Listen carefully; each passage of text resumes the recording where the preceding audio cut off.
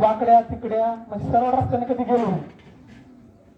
गावातल्या जिल्हा परिषद शाळेत होतो, नंतर वडिलांनी जालन्यात टाकलं, नंतर संभाजीनगरला टाकलं, आता तर छत्रपती संभाजीनगरला टाकलं, पुण्याला टाकलं, आळंदीला टाकलं. एका ठिकाणी नीट राहिलो नाही. वडिलांकडे सगळ्या गोष्टी होत्या. वडिलांना एकच वाटत होतं की माझ्या बाळाने मला बाळूनी चांगलं शिकलं पाहिजे. पण मी काही नीट मार्गाने गेलो नाही. रस्ता काही सरळ नव्हता.